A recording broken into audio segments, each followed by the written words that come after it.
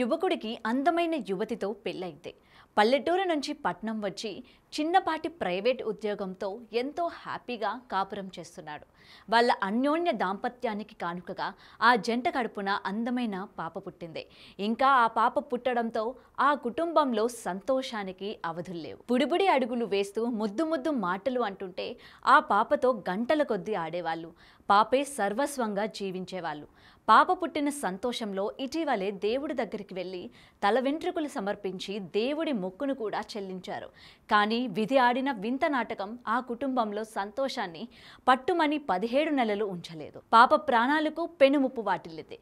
ఆ తల్లిదండ్రుల గుండె తట్టుకోలేకపోతోంది. అసలు ఏం జరిగిందో ఇప్పుడు తెలుసుకుందాం.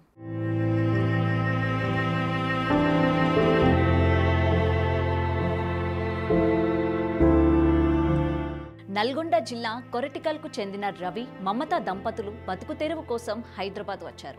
హస్తినాపురంలో కిరాయి ఇంట్లో ఉంటూ రవి ప్రైవేట్ కంపెనీలో చిన్న ఉద్యోగం చేస్తూ కుటుంబం ఆలనా పాలనా చూస్తున్నాడు. వీరికి ఒక్కగానొక్క కూతురు ఆరుషి.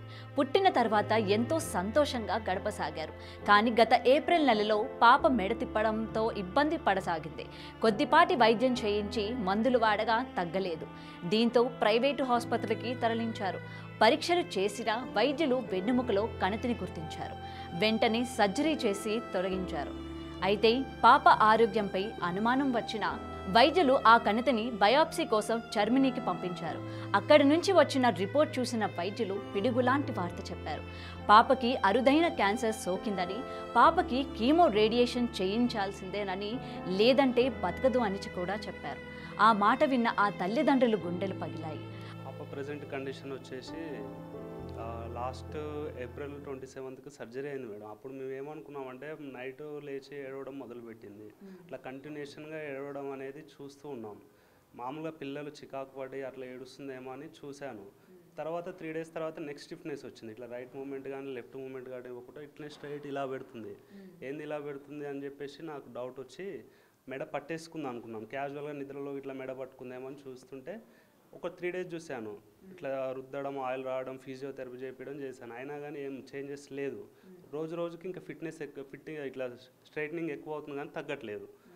నాకు డౌట్ వచ్చేసి మామూలుగా జనరల్ పీడియాట్రిక్ తీసుకెళ్తే వాళ్ళు ఒక 3 డేస్కి సిరప్స్ ఇచ్చారు. ఏమన్నా ఉన్నా కానీ పెయిన్ గిట్ల ఉన్నా పోతుందని. అయినా అది అసలు ఏమాత్రం పనిచేయలేదు. వాళ్ళు మళ్ళీ వాళ్ళ దగ్గరికి రివ్యూకి వెళ్తే ఇది సమ్ న్యూరో ప్రాబ్లం ఉండొచ్చు, ఒకసారి అయితే మీరు పీడియాట్రిక్ న్యూరోని కన్సల్ట్ అవ్వమంటే రెయిన్బోకి వెళ్ళి కన్సల్ట్ అయ్యాను. అక్కడ పీడియాట్రిక్ డాక్టర్ ఉండి ఎంఆర్ఐ బ్రెయిన్ చేశారు. ఫస్ట్ బ్రెయిన్ నార్మల్ వచ్చింది. అయితే ఓల్ స్పైన్ మొత్తం whole spine plain with contrast చేయమని మళ్ళీ పంపించారు. మళ్ళీ పంపిస్తే అక్కడ సర్వైకల్ దగ్గర C2 to D3 level 8.4 centimeter లెంత్లో ట్యూమర్ గ్రో అయిందనమాట. అప్పటికి 8.4 సెంటీమీటర్ లెంత్లో అయింది. జస్ట్ ఒక లేయర్ అంతా బ్లడ్ సర్క్యులేషన్ అవుతుంది. ఆ లేయర్ అంతా కూడా అప్పుడు ఆగి ఉంటే పాప కంప్లీట్గా పెరాలసిస్ వచ్చేది. ఇమీడియట్లీ సర్జరీ కావాలన్న చెప్పారు. న్యూరో సర్జన్ కన్సల్ట్ అవ్వమన్నారు. మొత్తం హైదరాబాద్ సిటీలో ఎక్కడ బెస్ట్ డాక్టర్స్ ఉన్నారు, ఎందుకంటే బేబీ అది న్యూరో సర్జరీ అంటే కొంచెం హై రిస్క్ అని చెప్పేసి ఇక బాగా రీసెర్చ్ చేసి 2-3 హాస్పిటల్స్ తిరిగాను. వాళ్ళు అసలు 10% ఆప్షన్లు ఇచ్చారు ఆ టైంలో. ఇంకా పాపను ఎక్కడ హ్యాండ్ ఓవర్ చేద్దామని తిరగంగా మెడికోవర్లో అడ్మిట్ చేశాను మేడం. మెడికోవర్లో న్యూరో సర్జన్ దగ్గరికి వెళ్ళి అడ్మిట్ చేశాము. డాక్టర్ శ్రీకాంత్ రెడ్డి సార్ అని న్యూరో సర్జన్. అక్కడ సర్జరీ ఫస్ట్ టైం సక్సెస్ అయింది. 10 డేస్ ఐసీయూలో ఉంచుకొని సర్జరీ కూడా ట్యూమర్ని రిమూవ్ చేశారు. దాని తర్వాత నెక్స్ట్ డే ఇక్కడ మళ్ళీ డిశ్చార్జ్ అయ్యాక మళ్ళీ పాప యథావిధిగా లేవడం, ఆడుకోవడం అంతా యాక్టివిటీస్ నార్మల్.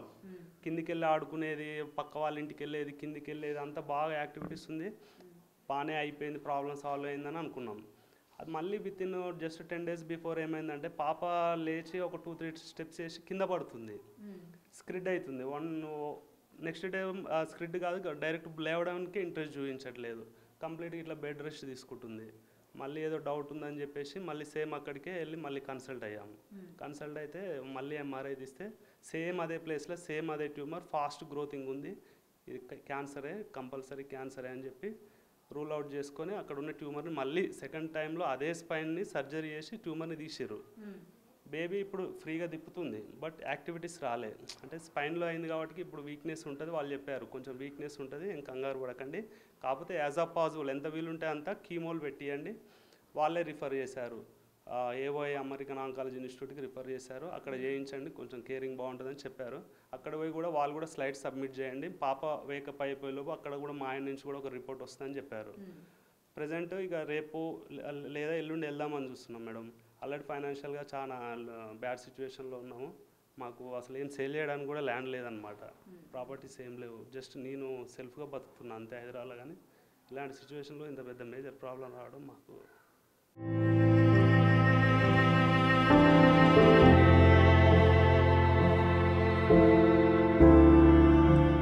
ప్రాణపదంగా అల్లారు ముద్దుగా చూసుకుంటున్న పాపకి పెను ప్రమాదంలో పడిందని తెలుసుకొని ఆ తల్లిదండ్రులు తల్లడిల్లారు, గుండెలు పగిలేలా ఏడ్చారు. పాపని ఎలాగైనా బతికించాలని ఉన్నదంతా అమ్మారు, అందిన కాడికే అప్పు కూడా చేశారు. పాపకి ట్రీట్మెంట్ స్టార్ట్ చేయించారు.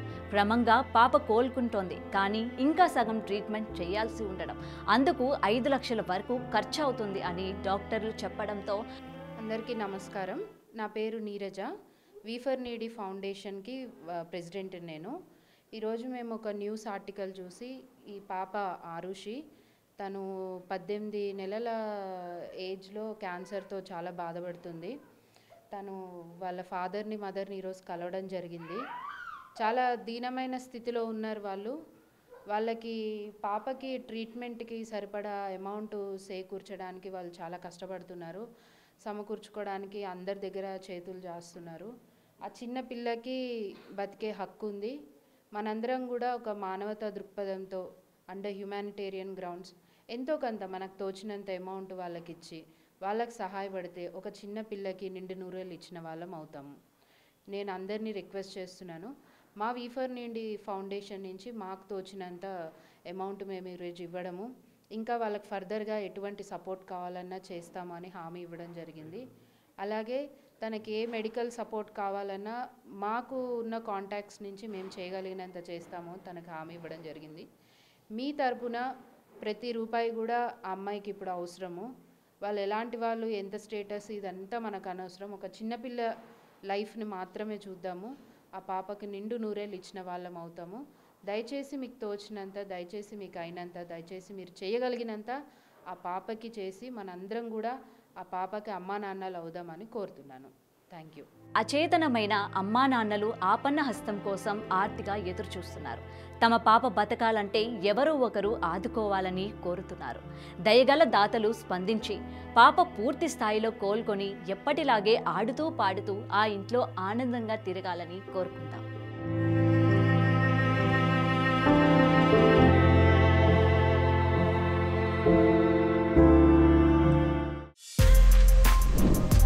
For more videos like this, subscribe Big TV channel.